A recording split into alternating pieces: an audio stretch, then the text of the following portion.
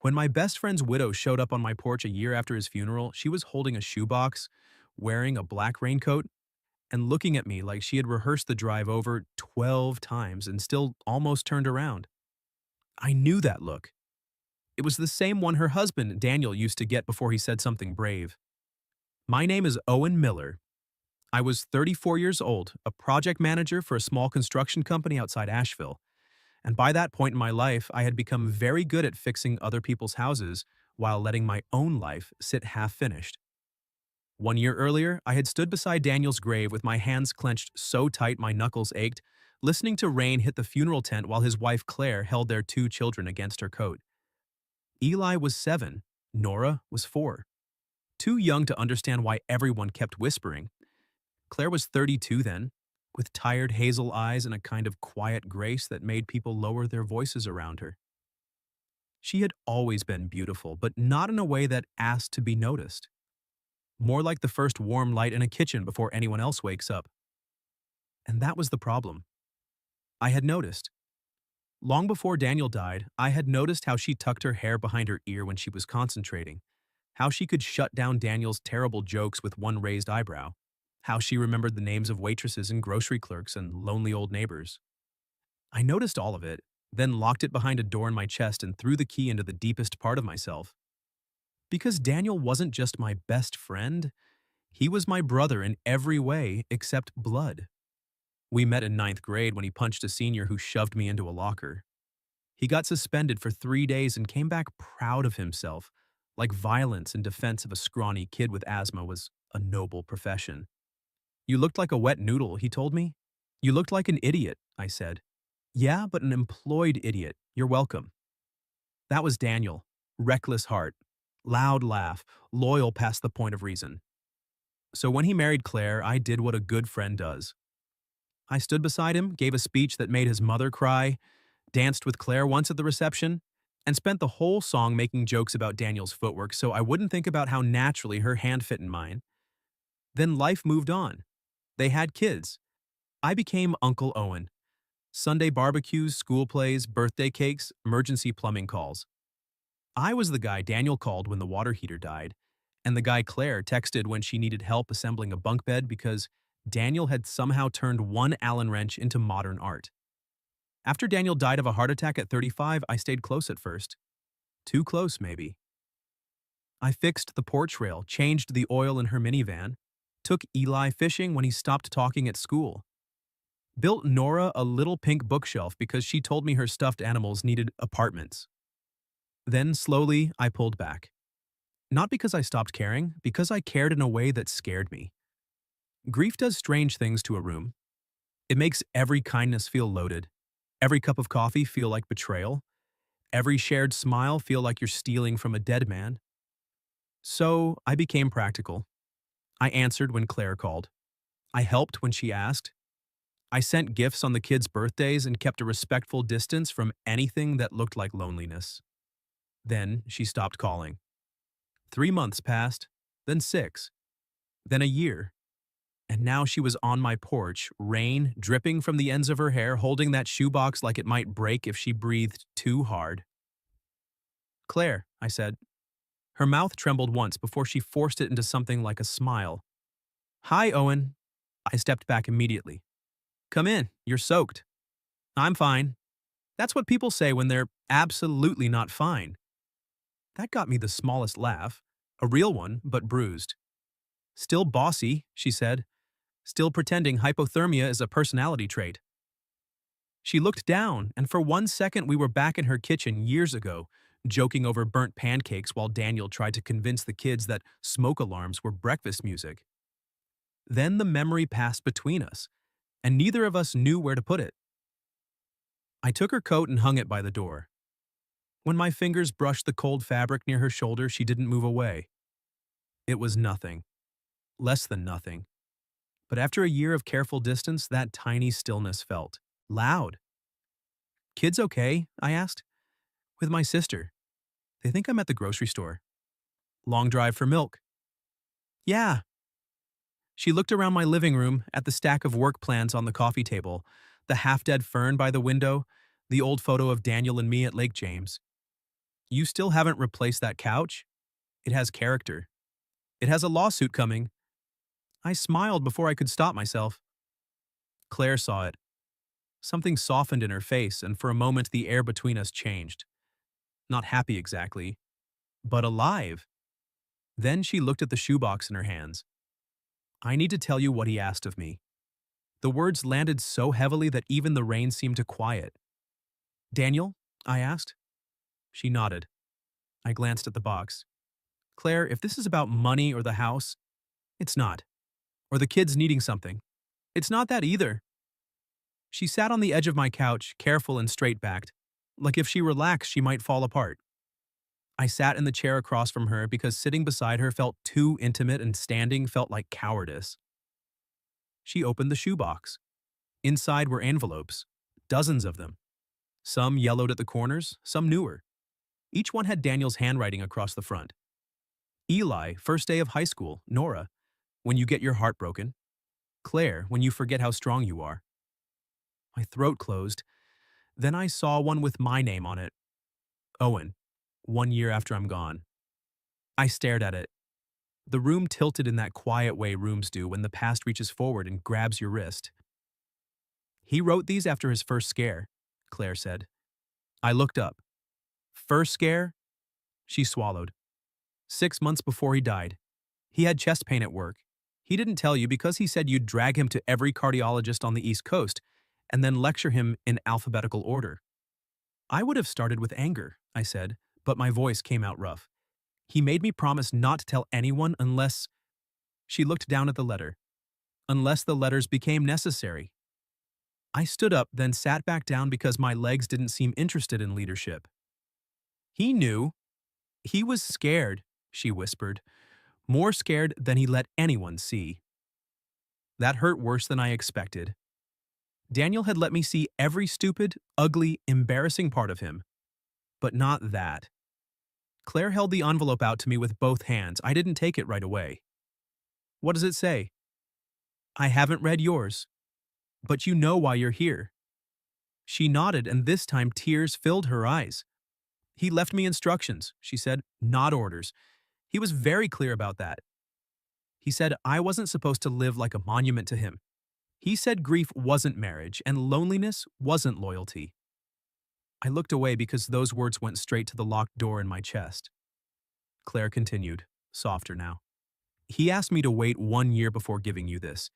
He said if you were still alone, and if I still trusted you, and if the children still reached for you like family.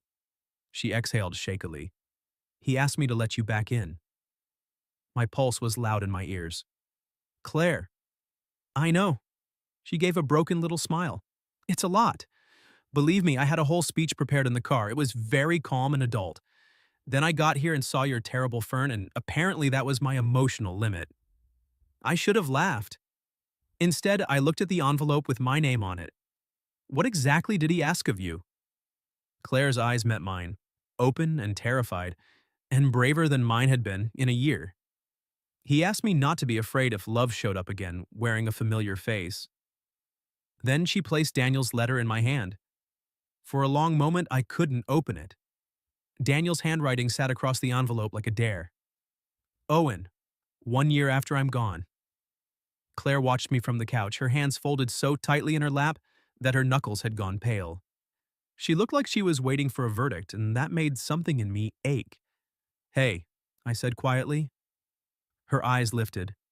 Whatever is in here, you didn't do anything wrong by bringing it. She blinked fast. I wasn't sure. Why? Because you disappeared. The words were gentle, but they hit clean. I looked down at the envelope. I thought I was doing the right thing. I know. Her voice softened. That's what made it hurt worse. Rain tapped against the windows. The house felt too small for the truth sitting between us. I slid my thumb under the flap and opened the letter.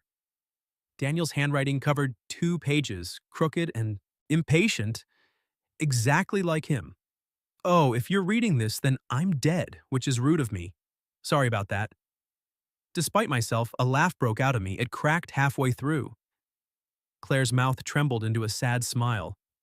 I kept reading. I need you to listen, and for once, don't argue with me in your head before I finish. I know you. Take care of them. Not because Claire is weak, she's the strongest person I've ever known. Take care of her because strong people get tired too, and because she will pretend she isn't lonely until loneliness starts paying rent. Take care of Eli. Teach him how to be angry without becoming cruel. Take him fishing even when he says he doesn't want to go. Take care of Nora. Build her things. She likes that. Also, if she dates a drummer, haunt the drummer. My vision blurred. And take care of yourself, idiot. I know you love me. I know you'd honor me by staying away if you thought your feelings were a betrayal. So let me say this as clearly as I can. If someday you love Claire in a way that is real and patient and not born only from grief, you have my blessing. If she loves you back, don't you dare punish her for being alive. I had to stop. The letter shook in my hands. Claire whispered, "There's more." I nodded, though I wasn't sure I could survive more. I am not giving her to you. She isn't mine to give. I am asking you to be brave enough to stand where I can't anymore, if she wants you there. Love my children. Love her well. And if love grows between you, let it grow without my ghost standing in the doorway making faces. You honored me in life, brother. Honor me again when I'm gone. D. I sat there with Daniel's last words burning through me, feeling like he'd reached out of the grave and put both hands on my shoulders. For a minute, neither of us spoke. Then Claire said, "I hated him a little when I first read mine." I looked at her. She wiped at her cheek. Not really, but a little. For being so Daniel. For making jokes while breaking my heart. For knowing me well enough to know I'd try to turn widowhood into a lifetime job. He knew both of us too well, I said. Yes. I folded the letter carefully along its creases. My hands were still unsteady. Claire, I pulled away because I was afraid of wanting what wasn't mine to want. Her breath caught. There, I said, forcing myself not to look away. That's the ugly truth. I loved Daniel. I would have died for him. And I also… My throat tightened. I also cared about you in ways I had no right to. She didn't flinch. Instead, she leaned forward, elbows on her knees, eyes fixed on mine. Do you think I didn't know? My heart stopped being useful. What? Her cheeks colored, but she didn't retreat. Not at first. But over the years? The way you looked away too quickly sometimes. The way you never hugged me longer than necessary. The way you became extra sarcastic whenever things got quiet. I thought I was subtle. You once spent an entire Thanksgiving explaining gutter drainage to avoid sitting next to me. That was important information. It was a dining room, Owen. A laugh escaped me, soft and disbelieving. She laughed too, and suddenly the grief in the room had company. Then her smile faded. I never crossed that line either, she said. I loved my husband, completely. I know. But there were moments… She drew in a careful breath. Moments when I wondered what kind of woman even noticed another man's kindness while her husband was in the next room. A human one, I said. She looked at me then, really looked, and something opened between us that had been locked for years. I moved from the chair to the couch, not touching her yet, but close enough to feel the warmth of her beside me. Close enough to smell rainwater and lavender shampoo. Claire, if I come back into your life, I don't want it to be because Daniel asked. I don't want to be a duty you inherited. Her eyes shone. Good. Because I didn't come here to hand myself over like part of his estate. That came out wrong. It really did. I mean, I know what you mean. Her knee brushed mine. Neither of us moved it away. And I didn't come because he asked. I came because for the past year, every time something good happened, I wanted to tell you. Every time something broke, I almost called. Every time the kids mentioned you, I had to pretend my chest didn't hurt. I closed my eyes. And last week, she continued, Nora asked if Uncle Owen stopped loving us because Daddy went to heaven. That one cut deep. I didn't, I said immediately. God, Claire, I didn't. I know. Her voice turned shaky. but I didn't know how to explain that grown-ups can love people and still run away because they're scared. I looked at our knees touching, such a small thing, such a dangerous thing. Then let me stop running, I said. Her hand moved first. She placed it over mine on the couch cushion, tentative but deliberate. Her fingers were cold from the rain. I turned my hand palm up and she slid hers into it. It was not a kiss. It was not a promise.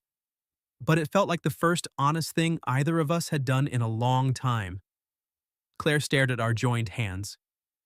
I don't know how to do this, she whispered. Me neither. I still love him. I know. Some days I miss him so much I can't breathe. I know. And some days, her thumb brushed across my knuckle. Some days I miss you too.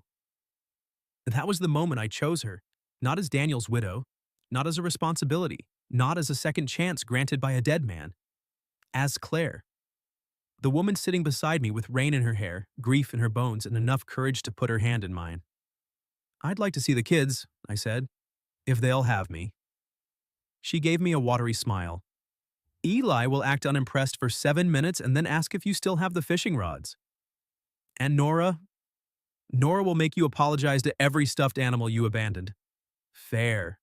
Claire laughed again, and this time it sounded less bruised. We sat that way until the rain softened, hand in hand on my ancient lawsuit-worthy couch, Daniel's letter resting between us like a blessing neither of us had asked for but both desperately needed. Before she left, I walked her to the door. She paused under the porch light, turning toward me. The rain had stopped, leaving the world silver and wet. Owen? Yeah? This can't be rushed. I know. And it can't be hidden in shame. My chest tightened.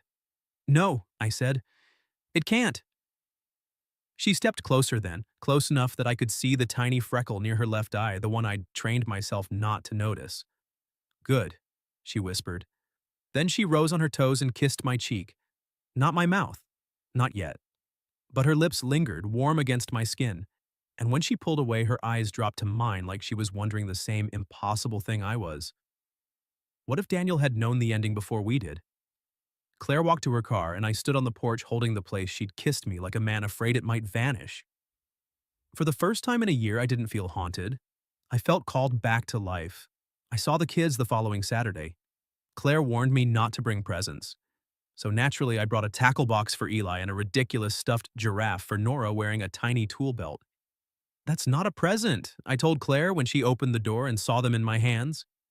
That's emotional bribery. Her eyes narrowed. You are impossible. You invited me. I invited a grown man. He couldn't make it. Her mouth fought a smile and lost. She was wearing jeans and a soft green sweater, her hair loose around her shoulders. For one dangerous second, I forgot why I was on her porch and simply looked at her. She noticed. Color touched her cheeks, but she didn't look away.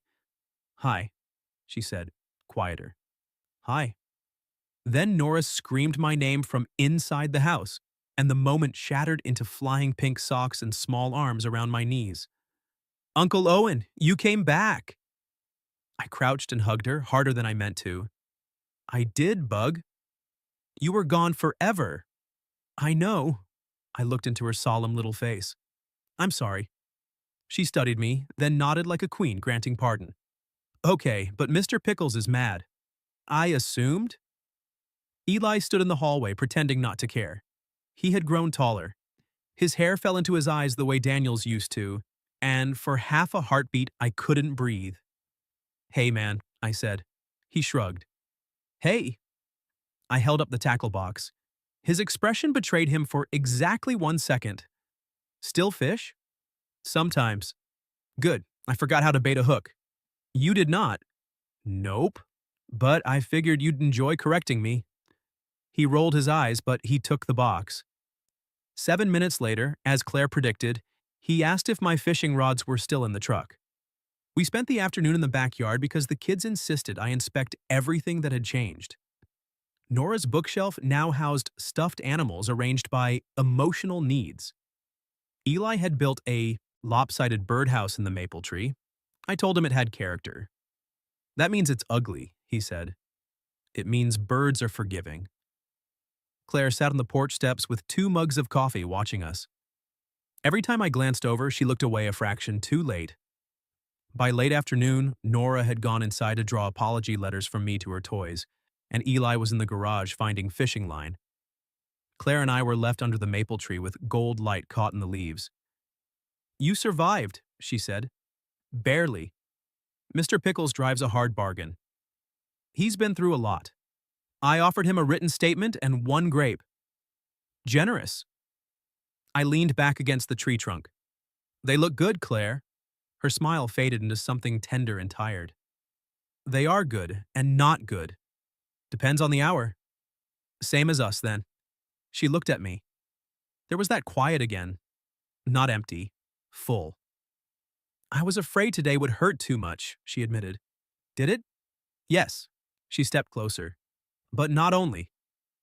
My fingers twitched at my side. I wanted to touch her hair, her hand, the soft place where grief sat at the corner of her mouth. Instead, I waited. Claire took the last step herself. She stood close enough that her sweater brushed my jacket. "Is this okay?" she asked. "You're asking the man currently forgetting basic language?" That made her laugh, but it trembled at the edges. I lifted my hand slowly, giving her every chance to move away, and tucked a strand of hair behind her ear. Her eyes closed. It was such a small intimacy. I had seen Daniel do it 100 times. Maybe that should have stopped me. It didn't. Because when her eyes opened again, she wasn't looking through me toward the past. She was looking at me. "Owen," she whispered. The back door banged open. We jumped apart like guilty teenagers. Eli stood there holding fishing line. His eyes moved from Claire's face to mine. "You guys are weird," he said. Claire coughed. "Very observant." "Can Uncle Owen stay for dinner?" Nora shouted from somewhere behind him. "And pancakes!" "It's 4:30, Claire called back. "Pancakes are timeless," Nora yelled. I looked at Claire. She's not wrong. So I stayed. Dinner became pancakes, scrambled eggs, and bacon that Claire claimed was intentionally crisp, and I claimed needed a proper burial. She smacked my arm with a dish towel, and the contact left me smiling like a fool over a skillet. After the kids ate, Nora demanded I read a story. Eli pretended not to listen from the hallway, but slowly migrated to the armchair. Claire stood in the doorway watching us, arms folded, her expression soft in a way that made my chest ache. When the kids were finally asleep, I found her in the kitchen washing mugs. "You don't have to do that," she said. "I know." "Then why are you hovering?" "Because leaving feels rude." She glanced at me over her shoulder. "Only rude?" "No," I said. The water kept running. Claire turned it off. For a moment, the house was quiet, except for the hum of the refrigerator and the far-off creak of old pipes. "I don't want you to leave either," she said. There it was. Honest, frightening, simple. I took the towel from the counter and dried my hands, though they weren't wet. "Then tell me what you want." She turned to face me, leaning back against the sink. "That is a dangerous question." "Not if you answer carefully."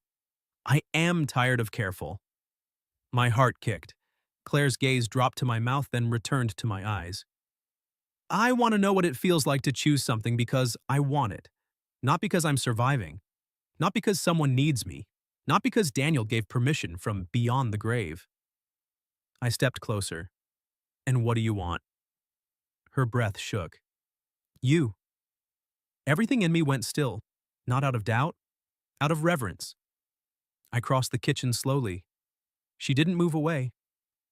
When I reached her, I set one hand on the counter beside her hip, not trapping her, just close enough to feel the warmth of her. "I want you too," I said. "I have for longer than I'm proud of. But I want this right. Slow if you need slow. Stopped if you say stop. No shadows." Her eyes filled. "No shadows." Then she lifted her hand and touched my jaw. I let her pull me down. Our first kiss was not desperate. It was careful at first, a question asked with closed eyes. Her lips were soft and warm, and she tasted faintly of coffee and maple syrup. I kept my hand still until she made a small sound and stepped into me, fingers curling in my shirt. Then I kissed her back. Really kissed her. Years of restraint broke open, but not violently. more like a door unlocked in a house we both thought we had lost. Her hand slid to the back of my neck, and mine found her waist, holding her with a tenderness that felt almost painful. When we parted, her forehead rested against my chest. "I thought I would feel guilty," she whispered. "Do you?" She was quiet. Then she shook her head. "I feel sad, and happy, and terrified." I pressed my cheek to her hair. "Me too." She laughed softly against me. "Romantic." "I can try again. You make my emotional vocabulary collapse." "Better." I felt her smile. We stood there in the kitchen, wrapped around each other like people learning a new language by touch. Then, from upstairs, Nora's sleepy voice called, "Mommy, is Uncle Owen still here?"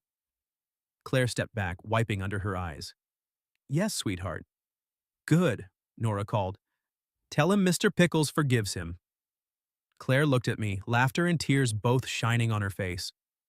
"Big night for you," she whispered. "The giraffe was key." At the door later, she walked me out beneath a sky full of stars. We didn't kiss again, though I wanted to. Maybe she did too, because her fingers lingered in mine before she let go. "Come by next weekend," she asked. "I'd like that." "For the kids," she added, teasing. "Of course." "And maybe coffee." "With you?" Her smile curved slowly.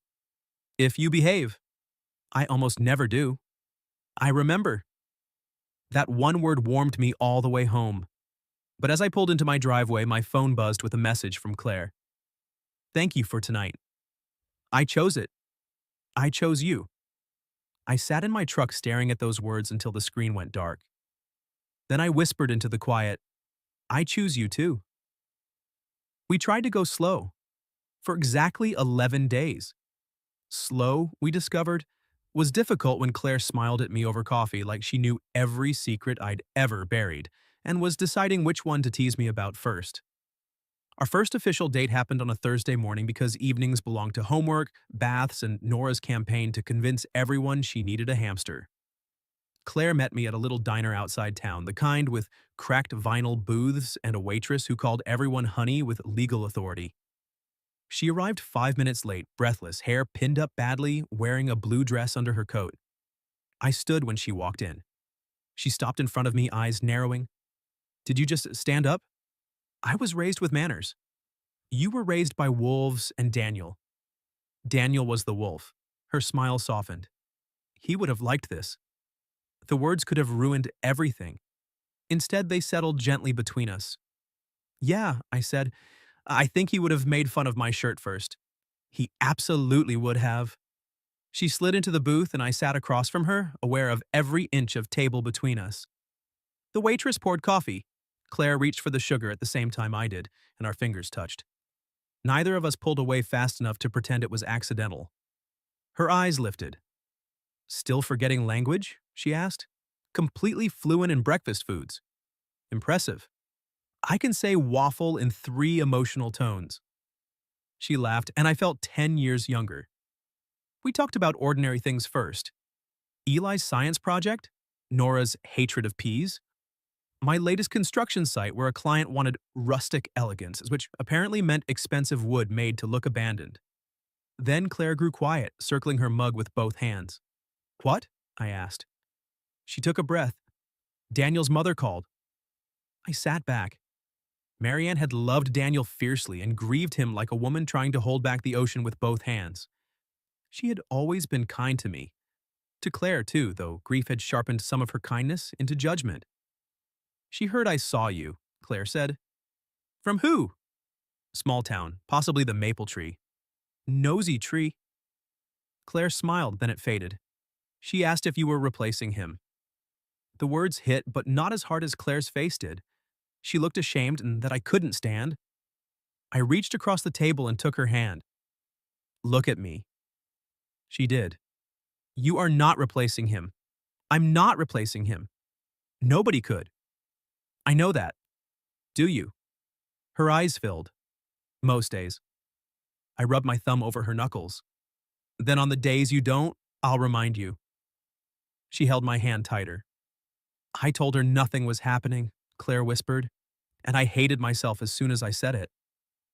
My chest went tight. Because something is happening, she said. Something real, and I don't want to hide you like a mistake. I stood up, tossed cash on the table, and held out my hand. Her eyebrows rose. Are we fleeing pancakes? We're taking a walk. It's raining. Then you'll finally get to make hypothermia your personality. She laughed despite the tears and put her hand in mine. We walked 2 blocks under a gray sky, sharing my jacket because neither of us had brought an umbrella. By the time we reached the covered footbridge near the river, Claire's shoulder was pressed against my side, her hair damp again, curls escaping around her face. This is very cinematic, she said. I'm a professional. At what? Emotional weather? Construction. But I dabble.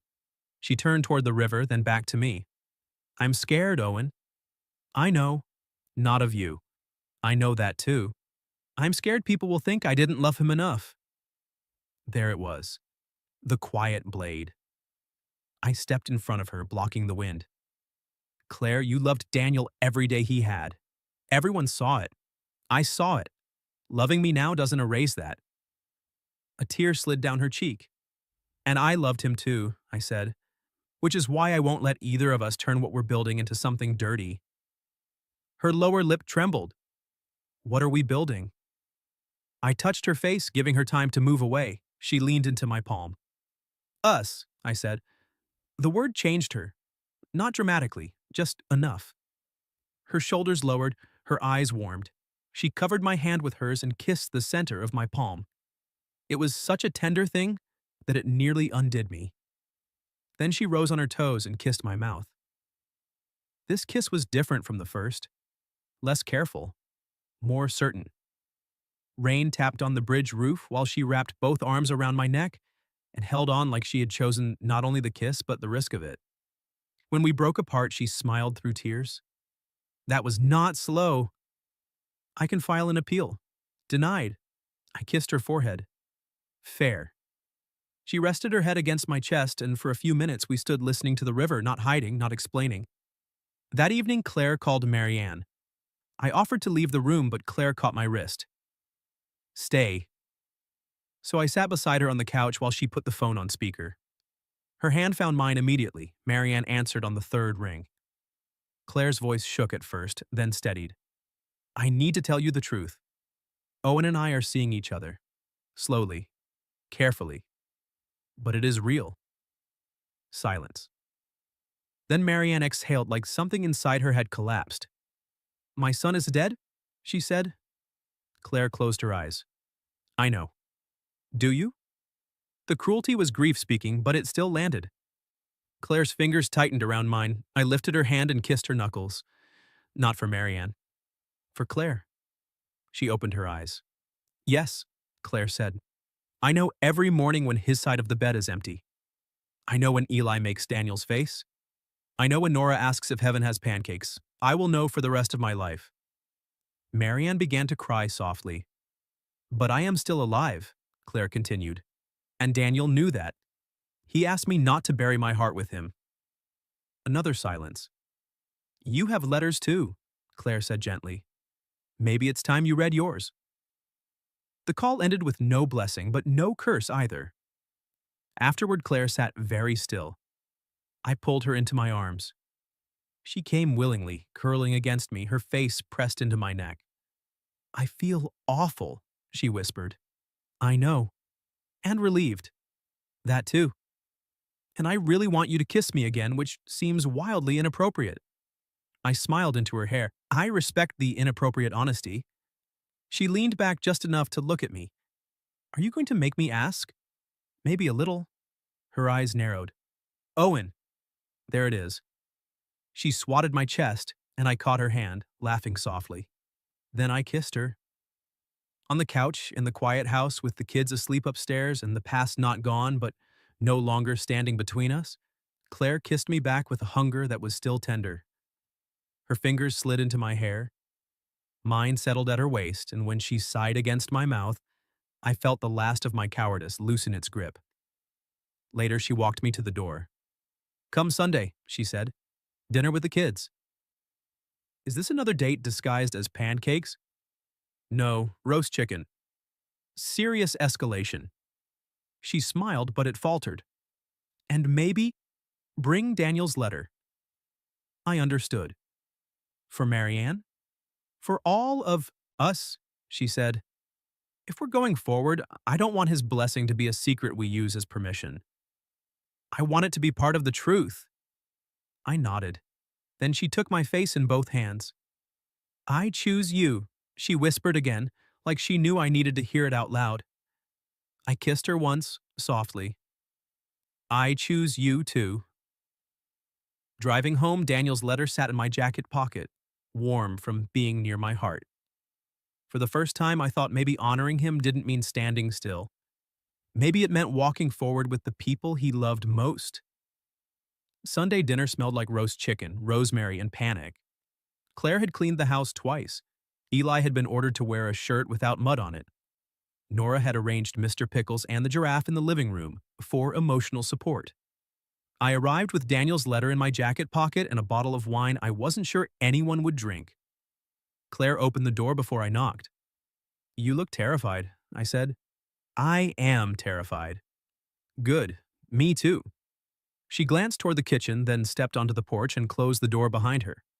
For 1 second, she was not a widow, not a mother, not the woman about to face her dead husband's grieving family. She was Claire. My Claire, though I barely dared think it. She reached up and straightened my collar. If this goes badly, I covered her hand with mine. Then we go badly together. Her eyes softened. That was almost smooth. I've been practicing in the truck. Keep practicing. Then she kissed me, quick but real, right there on the porch with dinner waiting and every ghost in the world holding its breath.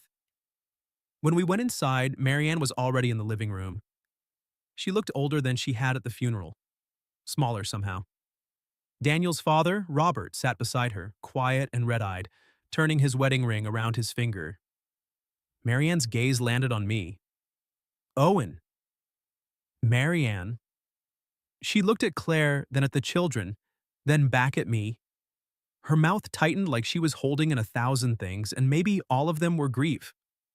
Dinner was polite in the way storms are polite before they break. Nora talked enough for all of us. Eli watched everyone like a boy learning that adults could be just as scared as children. Claire sat beside me, close, but not touching, until under the table her knee pressed against mine. I pressed back. After the plates were cleared, Claire brought the shoebox into the living room. Marianne saw it and began to cry before anyone spoke. I couldn't, she whispered. I couldn't open mine. Robert put his arm around her. Claire knelt in front of her and took her hands. I know. I was angry at him, Marianne said, for leaving words behind when he couldn't leave himself. Claire's face crumpled. Me too. That honesty did what comfort could not. Marianne leaned forward and the two women held each other, both crying for the same man from different sides of love. I stood by the fireplace, Daniel's letter burning a hole in my pocket. Then Eli came to me. Is there one for me? He asked quietly. Yes, I said. For when you're older. His jaw tightened. I hate that. I know. Did he write one to you? I nodded. What did it say? The room went still. Claire looked at me, not asking, not pushing, choosing truth and letting me choose it too. I pulled out the letter. My part, I said, voice rough, was simple. He asked me to take care of you, all of you. Eli stared at the floor. And he told me not to run from love if it ever came back into this house. Marianne made a small, wounded sound. I looked at her. He wasn't trying to replace himself. He knew nobody could. He was trying to make sure the people he loved didn't freeze forever at the edge of his grave. Robert wiped his face. Marianne's voice broke. And do you love her? I looked at Claire. There were 100 safe answers, careful answers, answers that bowed to the room, but Claire deserved more than careful. Yes, I said, I love her. Claire's hand flew to her mouth. I stepped toward her, not caring anymore who saw my heart in my hands. I love her, I said again, softer to her this time. Not because Daniel asked me to, not because grief made us lonely. I love you because you're brave and stubborn and kind, because you burn bacon and pretend it's a culinary choice. Because you make room for sadness without letting it own the whole house. Because when you look at me, I remember I'm still alive. Tears slid down her cheeks. You weren't supposed to say it like that in front of everyone, she whispered. I can take it back and try worse. She laughed through a sob, crossed the room, and kissed me. Not a hidden kiss, not a guilty kiss. A kiss in front of Daniel's parents, the children, the shoebox of letters, and every memory that had once made us afraid. When she pulled back, she pressed her forehead to mine. I love you too, she said. Nora gasped. Does this mean Uncle Owen is staying for pancakes forever? Eli groaned, but he was smiling. Marianne cried harder. Then, slowly, she opened her purse and took out an envelope with Daniel's handwriting on it. Maybe, she whispered, I should read what my son had to say. She didn't bless us that night, not with words. But when I left, she hugged me. It was stiff at first, then fierce. Don't hurt them, she whispered. I won't. And don't disappear again.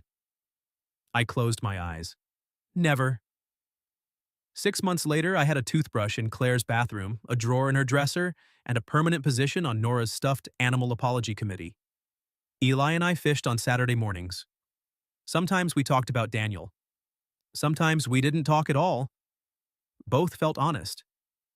Marianne came around slowly. Grief did not become easy, but it became less sharp. She started staying for dinner.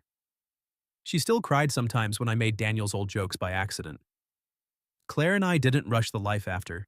We built it board by board. By the following spring, I asked Claire to marry me under the maple tree in her backyard, the same place she had first stepped close enough to let me tuck her hair behind her ear. I didn't get down on one knee right away.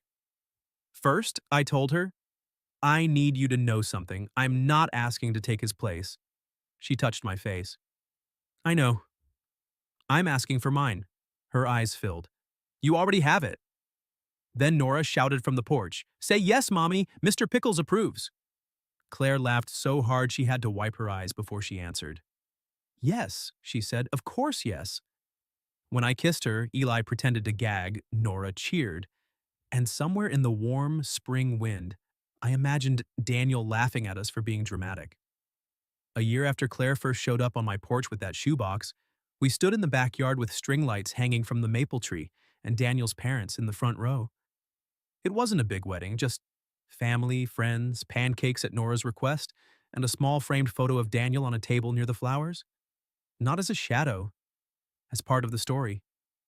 During the vows, Claire squeezed my hands and whispered, No running. I smiled. No hiding. And no burnt bacon jokes in your vows. I make no promises. She laughed, and I kissed my bride beneath the tree while Eli held Nora on his hip so she could throw petals at us like confetti. That night, after everyone left, Claire and I sat on the porch steps. Her head rested on my shoulder. My arm was around her. Inside, the kids were asleep. On the railing beside us sat Daniel's letter, folded soft from being read so many times. I had honored my best friend once by standing beside him in life. And somehow, impossibly, I had honored him again by loving the people he left behind. Not as a duty, not as a debt, but as the life he had begged us to keep living. Claire laced her fingers through mine. In the quiet, under the porch light where she had first kissed my cheek, she whispered, He was right, you know. About what? Love did show up wearing a familiar face. I kissed her hand and looked through the window at the home we were building. For the first time in years, nothing in me felt unfinished. What would you have done if your best friend's widow showed up a year after his death, with a letter asking you to care for her and the children, and giving you permission to love her if it happened naturally? Have you ever experienced something even close to this kind of complicated second chance? Tell me your story in the comments. If you like this one, leave a like, subscribe, and I'll see you in the next video.